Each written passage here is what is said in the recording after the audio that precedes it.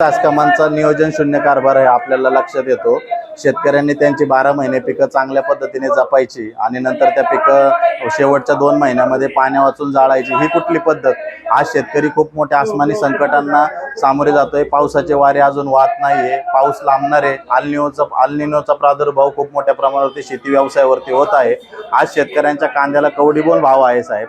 आणि आज आम्ही आमची ऊसासारखी पिकं जर ऊसाला जर चांगला भाव मिळतो आणि ऊसासारखी पिकं जर आमची जर जाळायची 10-11 महिने पिकं चांगली गोकुळात सांभाळायची आणि मार्च एप्रिल मेच्या चाचकामांच्या नियोजन शून्य कारभारामुळे ती पिकं जाळायची।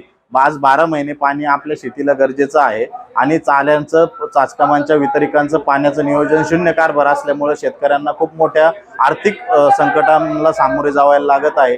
एकीकडे आपण म्हणतो कृषी प्रधान देशामध्ये शेतकऱ्यांचा सन्मान केला जातो। अरे हा कुठला सन्मान?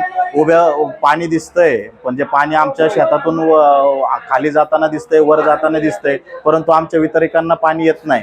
100% पाणी आलं पाहिजे आणि पाण्यासाठी हा संघर्ष अजून मोठ्या प्रमाणावर तीव्र आम्ही करणार। तर फक्त अधिकाऱ्यांनी आणि प्रशासनाने वेळेत जागे होऊन पाण्याचं व्यवस्थित वाटपाचं नियोजन करावं, एवढंच मी या ठिकाणी सांगतो। नवनाथ गरुड, कष्टकरी राजा। आज आम्ही आमच्या हक्काचं पाणी मागण्यासाठी या ठिकाणी आलो होतो, परंतु त्यांची आम्हाला उडवाउडीची उत्तरं मिळाली। धरण उशाशी आणि कोरड घाशापाशी या पद्धतीने यांचं कारभार चाललेला आहे। पूर्ण नियोजन शून्य कारभार हा चालू आहे। त्यांनी आता आम्हाला आश्वासन दिलं की येत्या 1-2 दिवसात तुम्हाला पाणी देऊ म्हणून। जर पाणी नाही दिलं तर सर्व शेतकरी हा तीव्र स्वरूपाचं आंदोलन या ठिकाणी महिला भगिनींना घेऊन करण। कारण पुरुषाच्या पाठीमागे ही महिला बाकीचा कारभार सांभाळत असते, तिला सुद्धा पुरुषांना एवढाच त्रास होतो, फक्त तिचा त्रास दिसून येत नाही का तर तिला जिजाऊची शिकवण आणि सावित्रीचे संस्कार आहेत म्हणून ती आतापर्यंत शांत आहे। जर यांनी येत्या 1-2 दिवसात जर आमच्या मागण्या जर मान्य नाही केल्या आणि त्यांनी दिलेलं आश्वासन जर पूर्ण नाही केलं तर येणाऱ्या काळात शेतकरी हा मोठ्या प्रमाणात आंदोलन करण, आमरण उपोषणासारखं मोठं हत्यार उचल। भारतासारख्या कृषी प्रधान देशात जर शेतकऱ्याला स्वतःच्या हक्कासाठी, हमी भावासाठी आणि पाण्यासाठी जर लढावं लागत असेल तर याच्यासारखी शोकांतिका आणि दुर्दैवी बाब ह्या शेतकऱ्यांच्या याला नाही आहे। उद्या एखादा हमालाच्या घरात जन्माला उद्या किंवा कुणाच्या पण शेतकऱ्याच्या घरात जन्माला येऊ नको म्हणून लोक इथनं पुढं नवस करतील।